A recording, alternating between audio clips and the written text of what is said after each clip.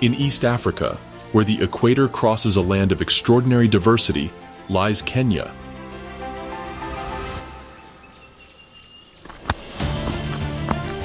A country that encompasses nearly every ecosystem on Earth, from the snow-capped peaks of Mount Kenya to the coral reefs of the Indian Ocean coast.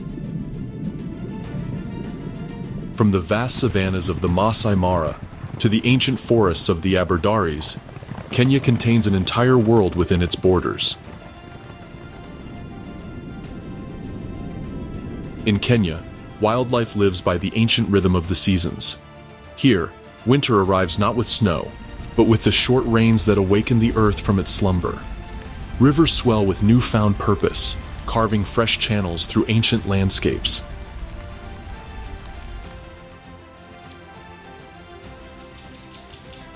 As winter gives way to spring, the long rains transform Kenya into a Garden of Eden.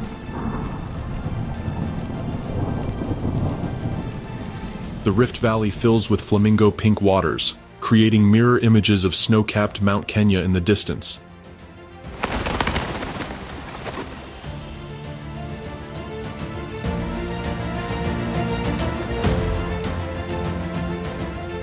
Summer brings the dry season, when Kenya becomes a crucible that tests every living creature's will to survive.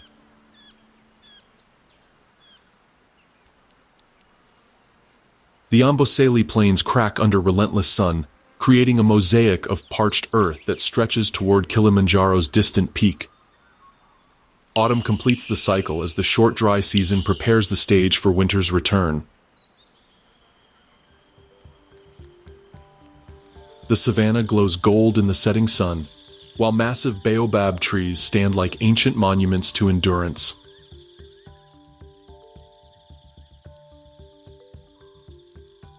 Clouds begin to gather once more, carrying the promise of renewal.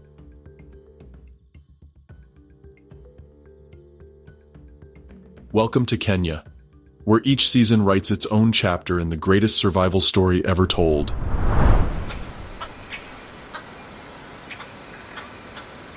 The short rains have arrived in Kenya.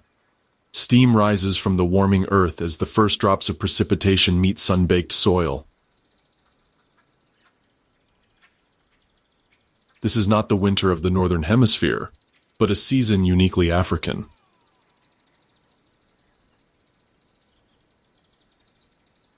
Across the vast expanses of Kenya's wilderness, ancient rivalries resurface as territories shift with the changing conditions. Predators emerge from their dry season refuges, their appetites sharpened by months of scarcity. The air crackles with tension as herbivores navigate newly flooded plains, their movements tracked by patient hunters concealed in thickening vegetation.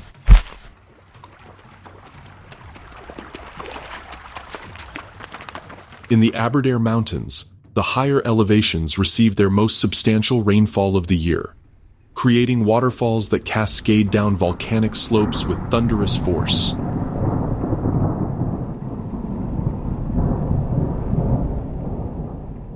Here, where civilization meets wilderness, some of Kenya's most elusive creatures begin their seasonal rituals.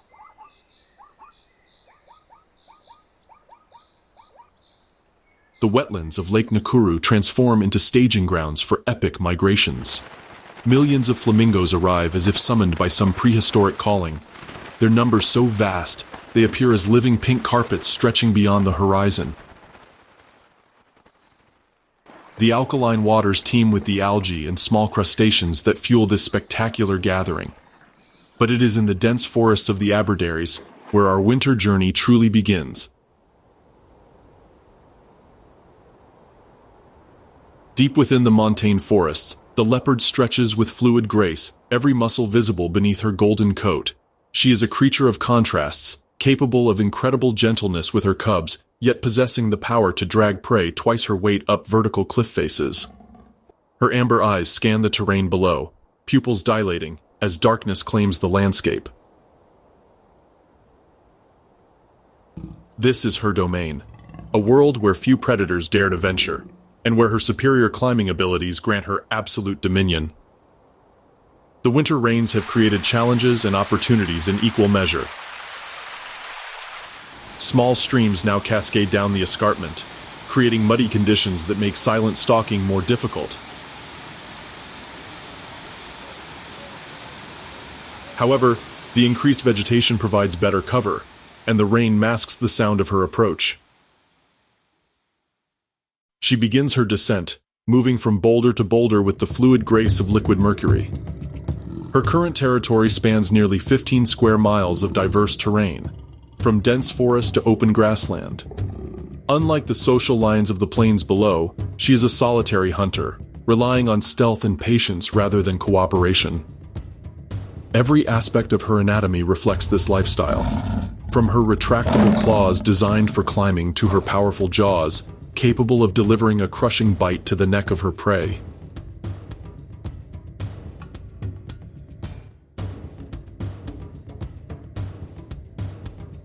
Tonight, she follows the scent trail of a young bushbuck that has been frequenting a small waterhole at the base of the escarpment. The trail is fresh, less than an hour old, and leads through dense thickets where her spotted coat provides perfect camouflage. She moves with deliberate slowness, each step calculated to avoid the slightest sound. The bushbuck emerges into a small clearing, its russet coat damp from the evening drizzle. It moves nervously, head constantly raised, testing the air for danger. The antelope's paranoia is well-founded. It exists in a world where death can strike from any direction. Yet even its acute senses cannot detect the leopard frozen like a statue barely 20 yards away. For nearly 10 minutes, neither animal moves. The leopard's patience is supernatural. Her breathing so controlled it barely stirs the leaves around her. This is the moment she has been waiting for. The leopard's attack unfolds like a compressed spring suddenly released. She covers the distance in 3 powerful bounds, her claws extended, her body a perfect projectile of focused lethality. The bushbuck barely has time to raise its head before powerful jaws clamp around its throat, cutting off any cry of alarm. The struggle is brief but violent. The antelope's hooves drum against the earth as it tries to escape. But the leopard's grip is unbreakable. Her killing bite is precisely placed. Within seconds, the bushbuck's struggles cease and silence returns to the clearing. Now comes perhaps the most impressive display of the leopard's abilities. Despite weighing only 130 pounds herself, she must move her 90-pound prize to safety before other predators arrive. She drags the carcass to the base of a large fig tree, then begins the seemingly impossible task of hauling it vertically up the trunk. Using her powerful hindquarters and razor-sharp claws, she ascends backward, the dead antelope clamped firmly in her jaws. Every few feet, she pauses to adjust her grip, her muscles trembling with effort. 20 feet above the ground, she wedges the carcass securely in a fork between 2 massive branches. The effort has exhausted her, but her prize is now safe from hyenas, lions, and other scavengers that might steal her kill. She will return repeatedly over the next several days, feeding at her leisure high above the dangers of ground level. The leopard's domain extends beyond the rocky escarpment to encompass wetlands where entirely different dramas unfold. As her amber eyes survey the landscape from her elevated perch, they fall upon distant waters, where another creature of remarkable beauty performs its own winter ritual.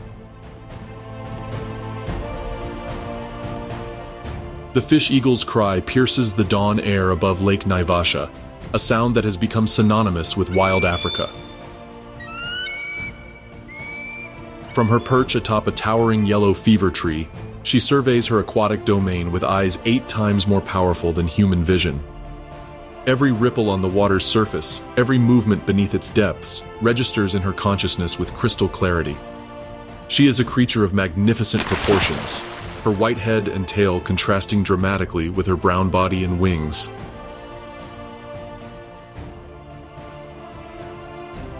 When fully extended, her wingspan reaches over 2 meters, each feather perfectly positioned to harness the thermal currents rising from the sun-warmed waters below. Her talons, each one capable of exerting pressure equivalent to several hundred pounds per square inch, remain the most formidable fishing tools in Africa. The fish eagle's hunting strategy differs markedly from other predators. She relies on spectacular aerial maneuvers combined with split-second timing to pluck fish directly from the water's surface.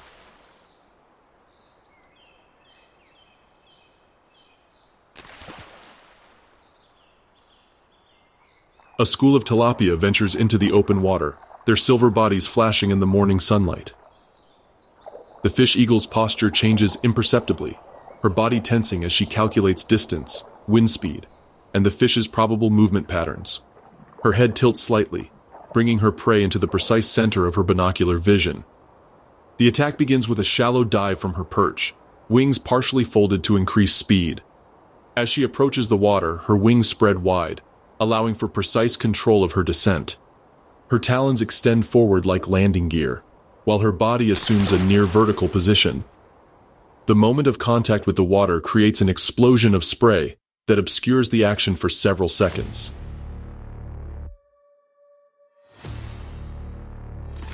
When the mist clears, the fish eagle struggles to become airborne again, a 3-pound tilapia writhing desperately in her grasp.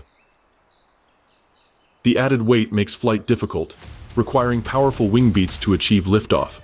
She carries her prize to a dead tree branch extending over the water, where she begins the process of consumption. Their nest, a massive structure of sticks and vegetation built in the crown of an ancient acacia tree, represents years of accumulated effort. The nest serves not only as a breeding site, but as a watchtower from which they can survey their entire territory. The female fish eagle is slightly larger than her mate, a trait that allows for different hunting strategies within the same territory. While he focuses on smaller, more agile fish that require precise maneuvering to capture, she targets larger species that demand greater strength to lift from the water. This division of labor maximizes their combined hunting efficiency and reduces competition between the pair. Yet as winter gives way to spring, even these skilled hunters must adapt to changing conditions. The long rains that define Kenya's spring season will soon arrive, bringing both opportunities and challenges that will test every aspect of their remarkable abilities.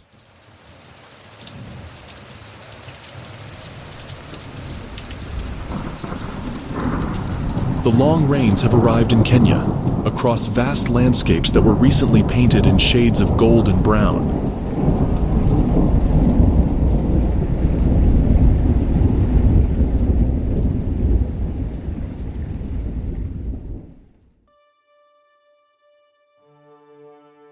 This is spring in East Africa, a season when life itself seems to burst from every surface, creating opportunities and challenges that will determine the fate of countless species.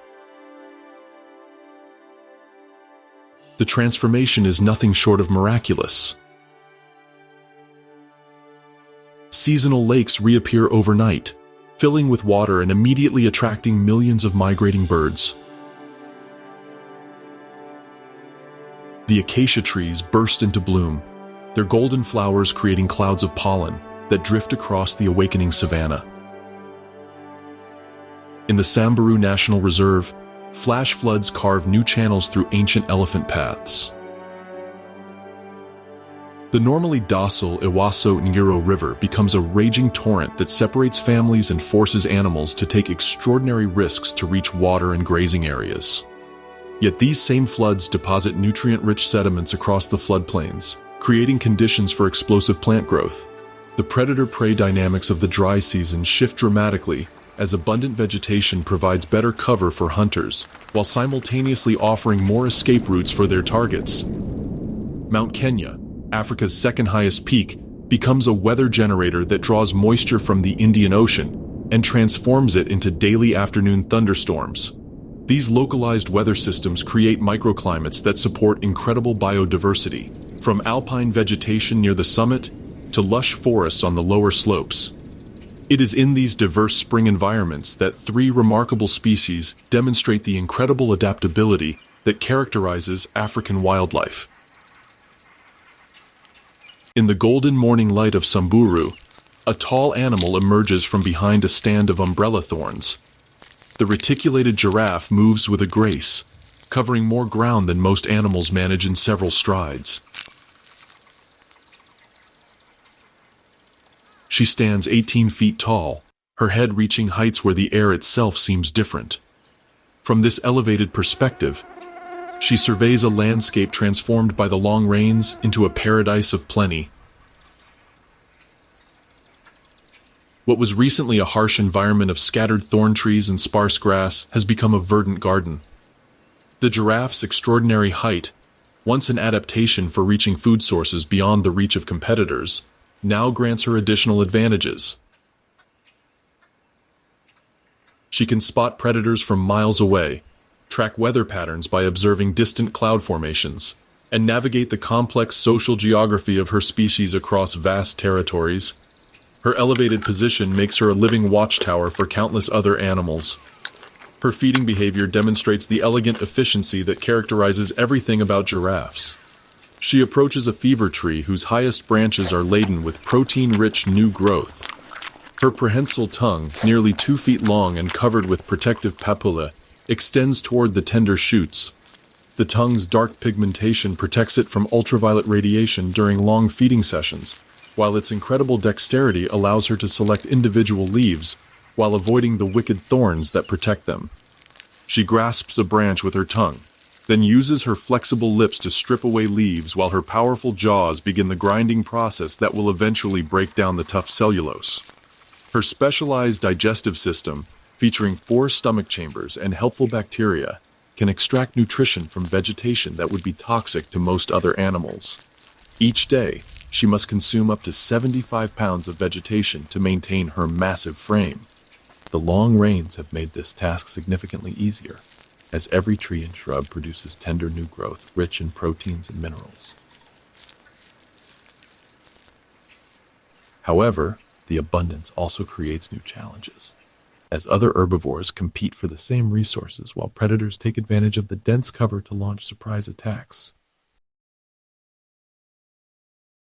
Her calf, now 6 months old and standing 12 feet tall, follows closely beside her. The young giraffe's movements still lack his mother's fluid grace, his gangly legs occasionally tangling as he attempts to match her ground-covering stride. Yet, he is growing rapidly, gaining nearly 4 pounds per day on his mother's rich milk supplemented by increasingly adventurous browsing expeditions.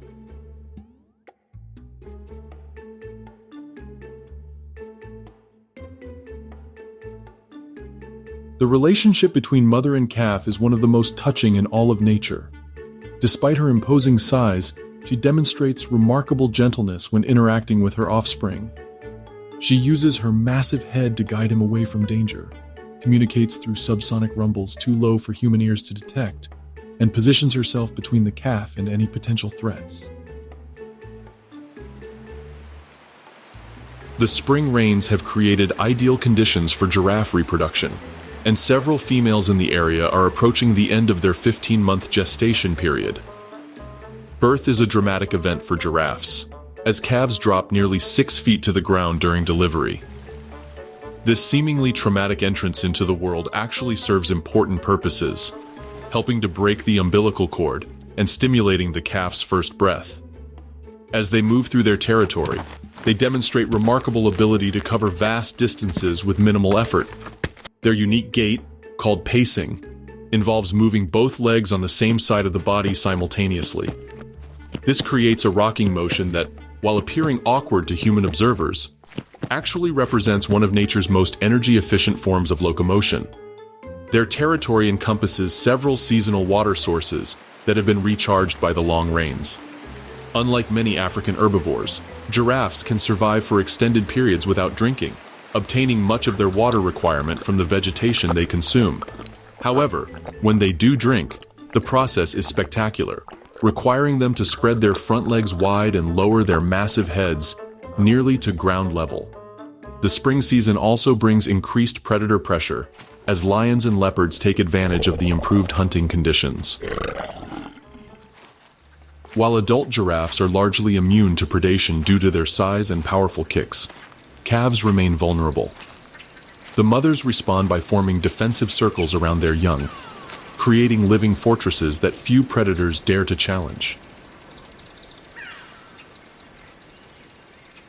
As our giraffe family continues their stately progress through the spring landscape, Their path leads towards the seasonal wetlands, where another remarkable species is preparing for one of nature's most spectacular gatherings.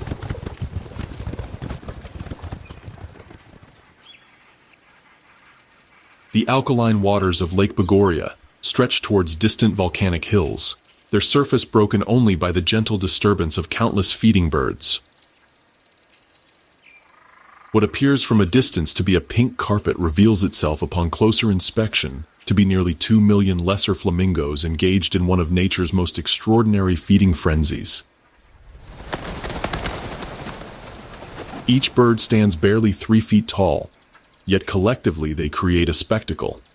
Their delicate pink plumage, derived from carotenoid pigments in their specialized diet, reflects not vanity, but health, with the brightest birds being the most nutritionally fit.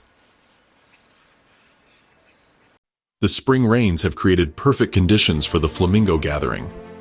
Increased runoff from surrounding highlands has raised the lake's water level while maintaining its high alkalinity, a chemical balance that supports explosive growth of the blue-green algae and microscopic crustaceans that form the flamingo's exclusive diet. The water temperature, warmed by underground volcanic activity, provides optimal conditions for these microorganisms to reproduce. Individual flamingos demonstrate feeding behavior that borders on the miraculous. Each bird filters up to 20 gallons of water per day through specialized structures in their bills, extracting particles as small as individual bacteria.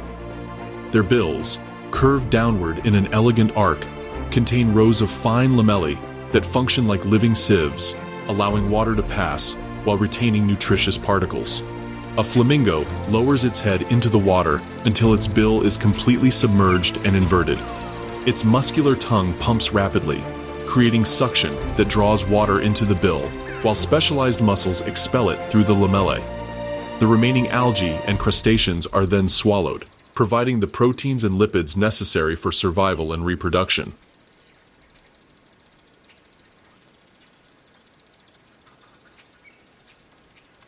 The social dynamics within the flamingo colony are surprisingly complex for birds often dismissed as simple filter feeders. Mated pairs maintain close proximity even within the chaos of the larger flock, their bonds reinforced through elaborate courtship displays that involve synchronized dancing, head flagging, and ritualized preening. These displays become more frequent and intense as the spring season progresses toward the optimal breeding period.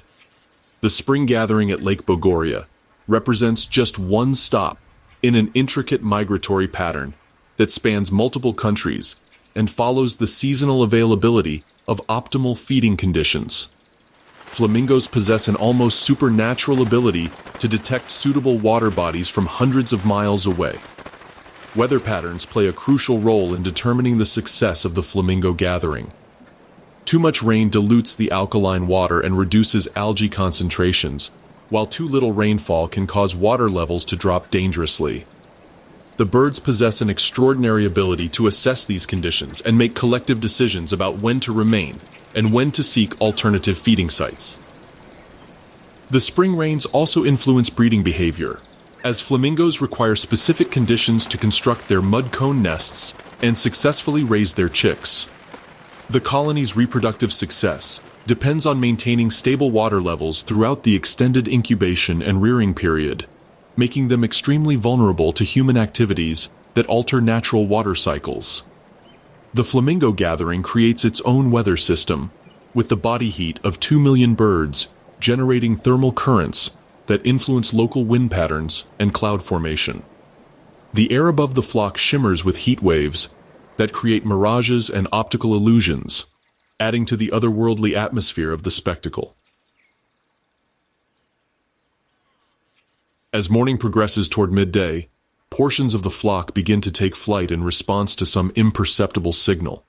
The takeoff process is gradual and wave-like, with groups of birds running across the water's surface while beating their wings before achieving liftoff. Once airborne, they form spectacular V formations that stretch for miles across the sky, their synchronized wing beats creating a sound like distant thunder. The departure of even a portion of the flock reveals the scale of their impact on the lake ecosystem. Areas previously occupied by thousands of flamingos now show disturbed sediments and altered water chemistry. Small fish emerge from deeper waters to feed on particles stirred up by the birds' activities, while aquatic insects begin colonizing areas that were previously too crowded for other species. Those flamingos that remain continue their methodical feeding, seemingly oblivious to the dramatic departures taking place around them. Their focus remains fixed on the immediate task of harvesting sufficient nutrition to sustain their remarkable physiology. Each bird must consume thousands of microscopic organisms daily, a requirement that demands almost constant feeding during daylight hours. As the day progresses and the flamingo spectacle continues its ancient rhythm, attention turns to the forested highlands, where another remarkable spring drama unfolds among creatures whose intelligence rivals that of humanity itself. High in the Aberdare Mountains, where mist clings to ancient cedars and the air carries the crisp scent of high-altitude vegetation, a complex society is beginning its day. The olive baboon troop emerges from their sleeping trees as the first rays of sunlight pierce the mountain fog. The troop numbers nearly 60 individuals, representing one of the most sophisticated social structures in the animal kingdom. Their society operates according to intricate rules of hierarchy, alliance, and cooperation. Each member knows their precise position within the group's power structure. Yet these relationships remain fluid, constantly shifting in response to changing circumstances and individual ambitions. The dominant male stands apart from the others, his massive frame and distinctive shoulder mane marking him as the undisputed leader of the troop. His elevated position grants him first access to food resources and breeding opportunities, but it also burdens him with the responsibility of protecting the entire group from predators and rival males. Below him in the hierarchy, a complex web of relationships determines access to resources and social privileges. High-ranking females enjoy better feeding opportunities and greater protection for their offspring. The spring rains have transformed their mountain habitat into a paradise of abundance. Every tree and shrub produces tender new growth, rich in the proteins and sugars that support the baboon's omnivorous diet. Wild fruits ripen in profusion, while insects and small vertebrates become more active and therefore easier to capture. The improved conditions reduce competition within the troop and create opportunities for social bonding and play. Feeding behavior reveals the sophisticated food processing abilities that distinguish baboons from simpler primates.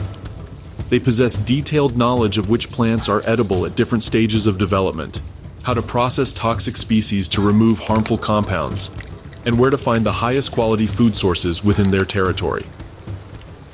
This information is passed from generation to generation through observation and imitation, creating cultural traditions that persist for decades. A female with a young infant demonstrates the complex social networks that characterize baboon society. As she feeds on tender shoots near the base of a large cedar tree, other females approach to examine and groom her baby. This behavior, known as alloparenting, serves multiple functions. It strengthens social bonds between females, provides the mother with opportunities to feed without constant vigilance, and gives childless females practice in infant care. The baby clings to its mother's chest with tiny fingers, its oversized ears and curious eyes giving it an almost comical appearance. At just 2 weeks old, it represents the future of the troop, and its survival depends not only on maternal care, but on the protection and tolerance of the entire community.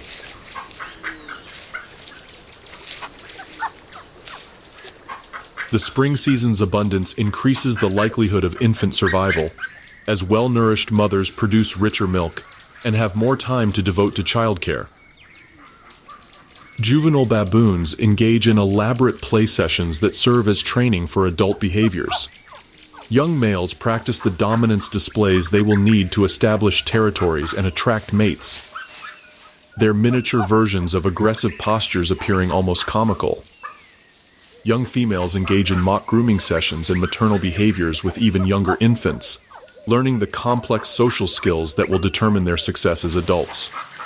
The troops' movement through their territory reveals their sophisticated understanding of resource distribution and seasonal availability. They follow established pathways that connect feeding sites, water sources, and sleeping areas, but remain flexible enough to exploit new opportunities as they arise. The dominant male regularly scouts ahead, his elevated position allowing him to assess potential dangers and opportunities before exposing the more vulnerable members of the group. Their intelligence becomes apparent in their problem-solving abilities. When faced with a stream swollen by spring rains, the baboons demonstrate remarkable ingenuity in finding crossing points. Some individuals test the depth with sticks, while others identify fallen logs that can serve as bridges. The most athletic members cross first, then position themselves to assist mothers carrying infants. Tool use, once thought to be uniquely human, occurs regularly within the troop. Baboons employ rocks to crack open tough nuts, use sticks to extract insects from crevices, and fashion simple implements to dig roots from hard soil. These behaviors are learned through observation and practice, with skilled individuals serving as inadvertent teachers for less experienced troop members. The spring season also intensifies romantic rivalries within the troop. Females in estrus become the focus of intense competition among males, leading to spectacular displays of strength and agility. Lower-ranking males form coalitions to challenge dominant individuals, creating temporary alliances that can dramatically alter the social structure of the entire group.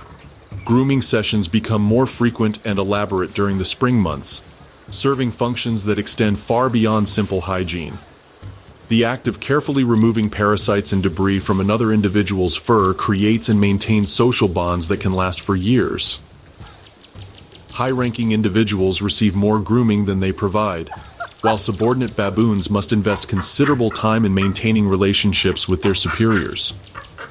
Communication within the troop involves a sophisticated combination of vocalizations, facial expressions, and body language. Each sound carries specific meaning, from alarm calls that distinguish between aerial and terrestrial predators to contact calls that help scattered foragers maintain group cohesion. The baboons' expressive faces convey emotions and intentions with remarkable clarity, creating a visual language that rivals human nonverbal communication. The spring abundance allows for extended periods of social interaction and cultural transmission. Older females teach younger ones the locations of seasonal food sources, the identity of dangerous plants, and the complex social rules that govern troop behavior. This accumulated knowledge represents a form of proto-culture that demonstrates the evolutionary foundations of human society.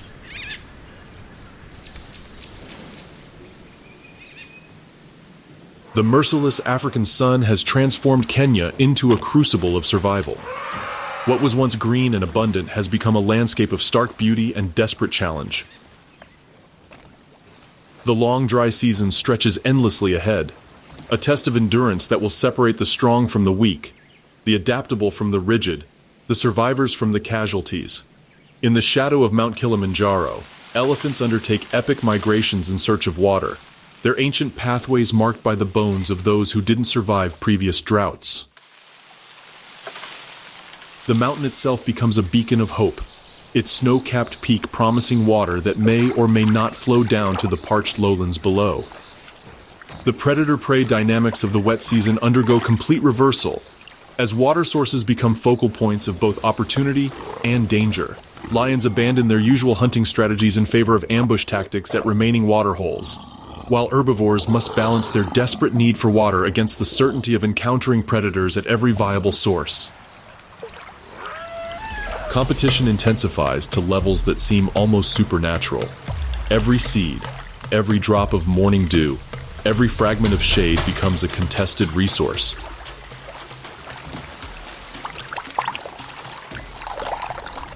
Yet within this harsh theater, three remarkable species demonstrate that survival often depends not on strength alone, but on intelligence, adaptation, and the ability to find opportunity within crisis. The red dust of Tsavo swirls around the massive form of the matriarch as she leads her family across a landscape that appears utterly lifeless. Her ancient skin bears the scars of decades of survival in one of Africa's harshest environments. Each line tells a story of drought endured, of predators faced, of calves raised to adulthood against impossible odds. Her quest for water has become increasingly desperate as the dry season progresses. Traditional sources have failed one by one, forcing them to dig deeper and travel farther in their search for life-sustaining moisture. She begins to dig, using her tusks as shovels and her trunk as a precision excavator. Years of accumulated strength focus into this single task as she removes ton after ton of sand and gravel. 4 feet down, the sand becomes damp. At 6 feet, muddy water begins to seep into the excavation. By the time she reaches 8 feet, clear, clean water fills the bottom of her hand-dug well. The transformation is miraculous. What appeared to be completely lifeless earth has yielded the most precious substance in Africa. The matriarch drinks furs. Each trunkful holds nearly 2 gallons, and she requires over 50 gallons daily to maintain her massive body. Her drinking is methodical and unhurried, despite her obvious thirst. Her youngest calf, barely 2 years old, struggles to reach the water at the bottom of the deep well. The matriarch solves this problem with remarkable ingenuity, using her trunk to lift water and spray it into the calf's mouth.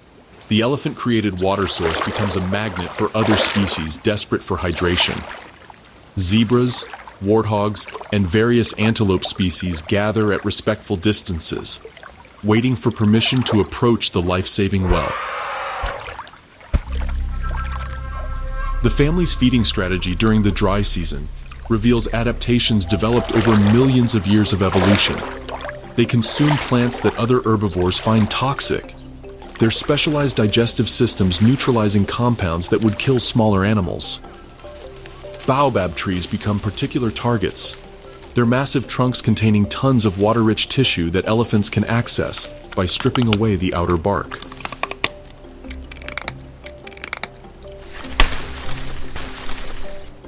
Their foraging behavior also demonstrates remarkable memory and learning abilities. The matriarch leads her family to a grove of desert roses, whose flowers provide essential minerals depleted during the dry season. She approaches a particular tree and begins feeding on its blossoms, a behavior that puzzles observers until analysis reveals that this specific tree contains mineral concentrations unlike any of its neighbors. The family's survival strategy involves constant movement between widely scattered resource patches. They may walk 20 miles in a single day, following ancient pathways that connect water sources, mineral licks, and feeding areas. Communication within the family becomes increasingly important as stress levels rise with the advancing dry season. Low-frequency rumbles, inaudible to human ears, carry messages of reassurance, warning, and coordination across vast distances. These infrasonic calls can travel for miles, allowing separated family groups to maintain contact even when visual contact is impossible. As the family continues their relentless search for resources, their path leads toward areas where different survival strategies play out in the scattered trees and rocky outcrops that dot the Tsavo landscape.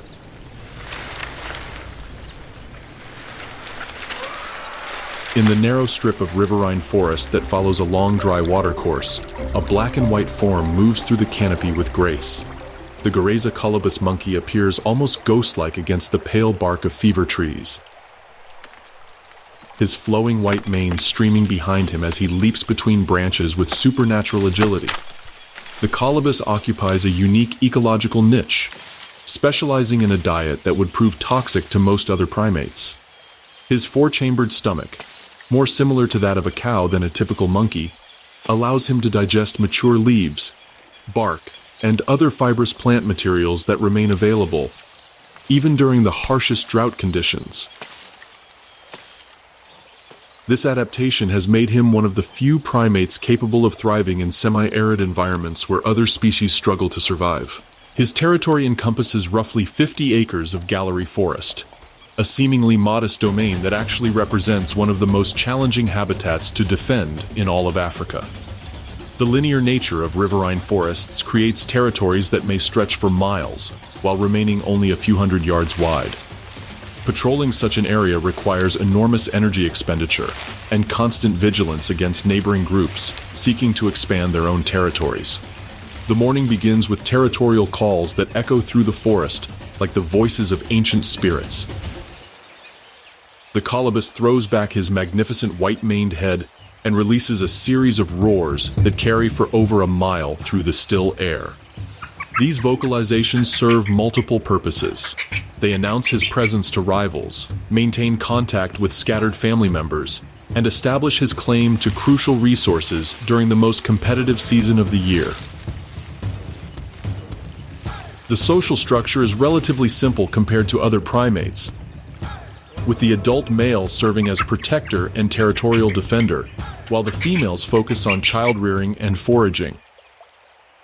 However, the relationships within the group are surprisingly complex, with intricate hierarchies and alliances that influence access to the best feeding sites and sleeping areas. Feeding behavior reveals the remarkable adaptations that allow colobus monkeys to extract nutrition from foods that other animals find indigestible.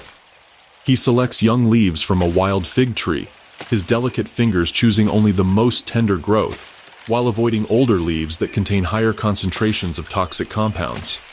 His lengthy digestive process will break down cellulose and neutralize plant toxins over the next 24 hours, extracting maximum nutrition from minimal food intake. The dry season has concentrated his food sources into increasingly limited areas. Trees that maintain green foliage become focal points of intense competition, not only with other colobus groups, but with the various herbivores that share his habitat. Elephants passing through the gallery forest can devastate preferred food trees in minutes, forcing the monkeys to constantly adapt their feeding strategies to changing resource availability. His remarkable agility becomes crucial during territorial disputes with neighboring groups. A rival male approaches through the canopy, his own white mane bristling with aggressive intent. The confrontation begins with parallel running along the territorial boundary, both males demonstrating their athletic abilities through spectacular leaps and acrobatic displays. The territorial dispute escalates into direct confrontation, as both males attempt to claim a fig tree heavy with fruit. They circle each other on opposite sides of a massive branch, their long tails serving as counterbalances that allow them to maintain stability in precarious positions. The defending male's superior knowledge of his territory gives him crucial advantages, as he leads the intruder through increasingly difficult terrain where experience trumps raw athleticism. Victory comes not through violence, but through exhaustion. The intruding male, forced to navigate unfamiliar territory while maintaining aggressive displays, gradually loses energy and confidence. His retreat is dignified but decisive, disappearing into the canopy with the fluid grace that characterizes all colobus movement. The defender's triumph ensures his family's continued access to the limited resources of their gallery forest sanctuary. Female colobus monkeys demonstrate their own remarkable adaptations to dry season survival. A mother with a 2-month-old infant must balance her own nutritional needs against the demands of producing milk in increasingly harsh conditions. She selects foods with the highest protein content while avoiding plants that might pass toxins to her baby through her milk. Her feeding choices reflect botanical knowledge accumulated over years of experience. Social grooming takes on increased importance during the stressful dry season. Family members spend hours carefully cleaning each other's fur, removing parasites and strengthening social bonds that will be crucial for group cohesion during challenging times ahead. The grooming process also serves as a form of communication, with different techniques conveying information about individual health, emotional state, and social status. The gallery forest ecosystem depends heavily on the colobus monkeys' seed dispersal activities. Their movement through the canopy spreads seeds across their territory, helping to maintain the genetic diversity of plant communities that support the entire riverine ecosystem. During the dry season, when many other seed dispersers have migrated to more favorable areas, the colobus monkeys become crucial links in maintaining forest regeneration. Their presence also benefits other species in unexpected ways. Their loud territorial calls serve as early warning systems for ground-dwelling animals, alerting them to the presence of predators or human activity. Birds often follow colobus groups, feeding on insects disturbed by their movement through the vegetation. These interconnected relationships demonstrate the complex web of dependencies that characterize healthy ecosystems. As the dry season progresses and competition for resources intensifies, the colobus family's survival depends on their ability to extract maximum nutrition from their specialized diet while defending their territory against increasingly desperate competitors. Their success will determine not only their own fate, but the health of the entire gallery forest ecosystem that depends on their continued presence. The afternoon heat becomes almost unbearable, forcing the monkeys to seek shade in the deepest parts of their forest canopy. Yet even in these refuges, the dry season's intensity creates challenges that test every aspect of their remarkable adaptations.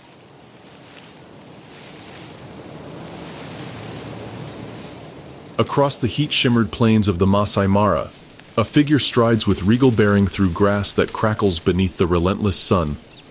The secretary bird stands nearly 4 feet tall, her elegant silhouette unmistakable against the vast backdrop of golden savanna.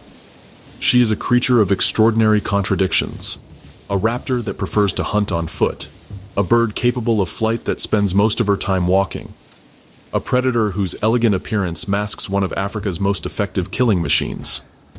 Her long legs, evolved for covering vast distances across open terrain, carry her through her territory with a ground-eating stride that can cover over 20 miles in a single day.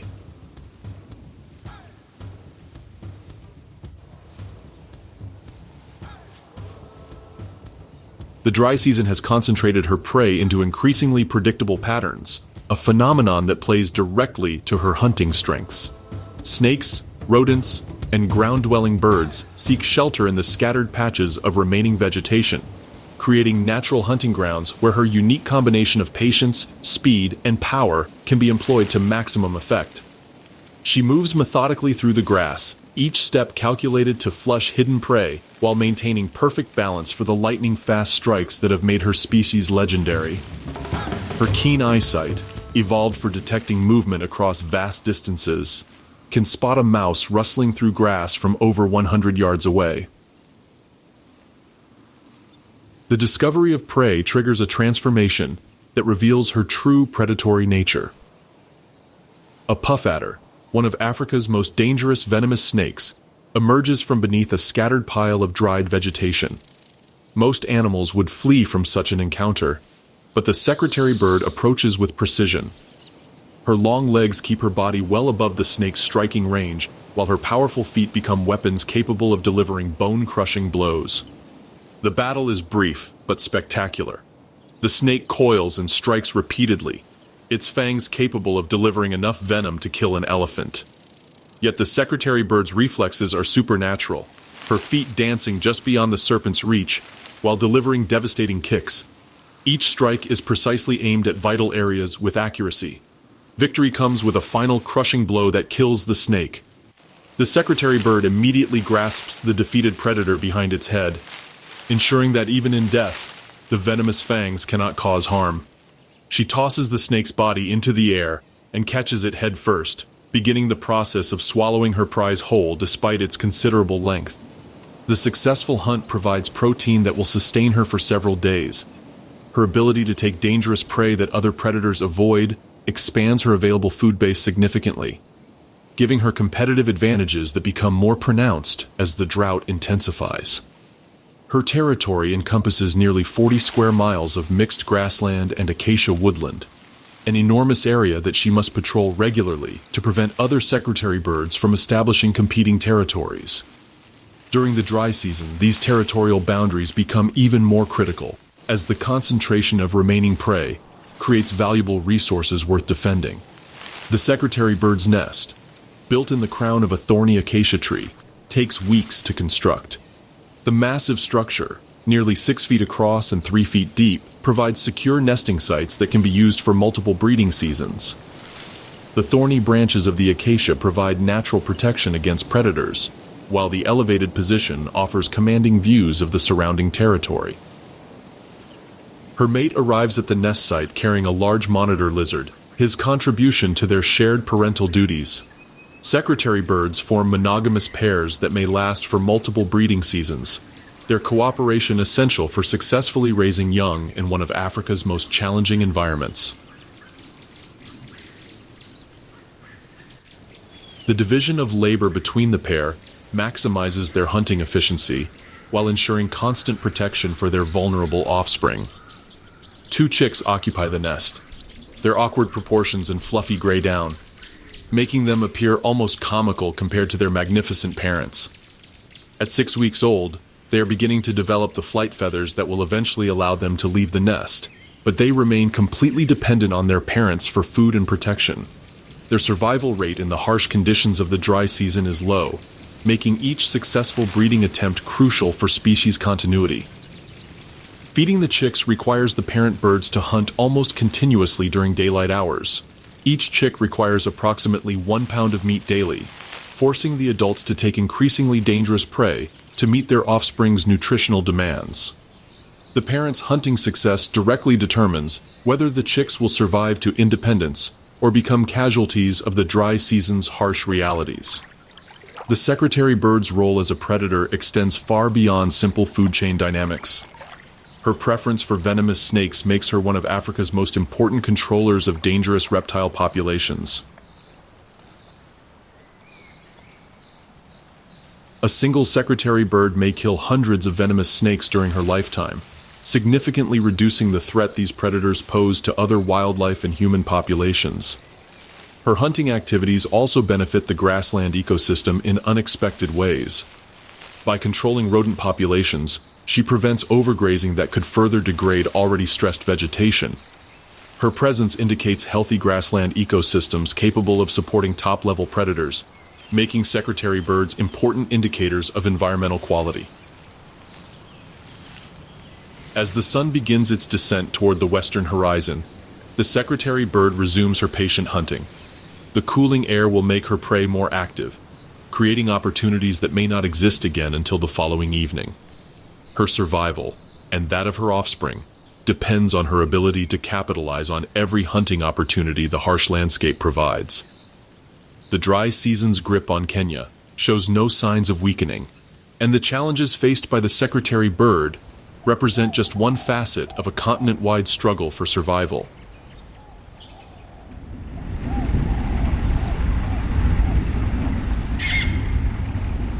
As summer's intensity reaches its peak, the stage is set for autumn's arrival, when the promise of change begins to whisper across the parched landscapes of East Africa.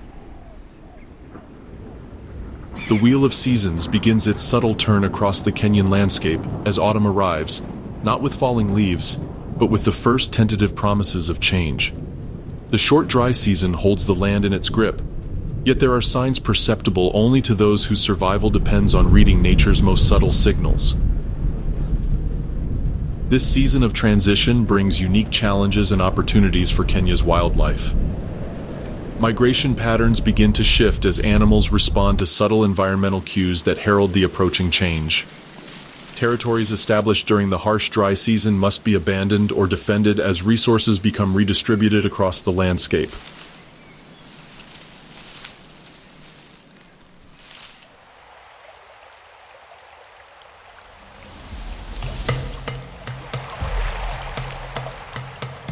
Across Kenya, the relationship between humans and wildlife is becoming increasingly strained. As towns expand and farmland spreads, wild animals are losing access to their natural habitats. In search of food and water, many species are venturing into areas occupied by people. This often leads to crop destruction, attacks on livestock, and damage to property, resulting in financial losses for communities and growing frustration. Historically, many communities in Kenya have lived alongside wildlife, maintaining a delicate balance. However, with increased competition for land and resources, that balance is under threat. When predators lose access to their natural prey, they may turn to livestock, prompting retaliation from affected households. Climate change is making matters worse, as unpredictable rainfall and long dry seasons reduce the availability of food and water for both people and animals. This pushes wildlife even closer to human settlements in search of survival. Poor land use planning also contributes to the problem. Without designated pathways for animal movement and proper protective measures, encounters between humans and wildlife are becoming more frequent and more dangerous. The effects of these conflicts are far-reaching. Farmers face the destruction of their crops, pastoralists lose valuable livestock, and communities often suffer damage to essential infrastructure. These losses can increase poverty, discourage conservation, and fuel resentment toward wildlife. Beyond the economic damage, these conflicts create social tension and emotional stress. People living near wildlife zones may feel unsafe, and repeated losses can lead to fear, anger, and in some cases, forced migration.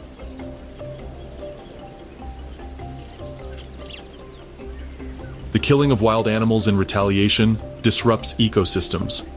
When predators are removed, herbivore populations can grow rapidly, leading to overgrazing, habitat damage, and a decline in biodiversity. Tourism, one of Kenya's key economic drivers, is also affected. Wildlife draws visitors from around the world, but when animal numbers drop or danger increases, tourism suffers. This reduces income for both conservation programs and local communities. Addressing these challenges calls for thoughtful and inclusive solutions. When local communities are involved in conservation decisions, they are more likely to support and protect wildlife. Non-lethal methods of protecting farms, such as the use of natural deterrents or physical barriers, have proven effective in some areas. Creating safe spaces for animals to move between habitats can also reduce the chances of conflict. Planning for the future is essential. Sustainable land use policies that consider the needs of both people and wildlife will help reduce pressure on natural spaces. Education and awareness campaigns are also crucial. When people understand the ecological and economic value of wildlife, they are more likely to support efforts that promote coexistence. Human-wildlife conflict in Kenya is a growing concern, fueled by development, climate change, and limited planning. The impacts are economic, environmental, and emotional. However, through cooperation, innovation, and sustainable practices, it is possible to create a future where people and wildlife can live side by side. Protecting Kenya's wildlife heritage depends on finding that balance. Mesmerized by Kenya's wild beauty and seasonal transformations? Hit that like button and drop your favorite animal in the comments below. By sharing this video, you're helping to raise awareness and support the conservation of this breathtaking land.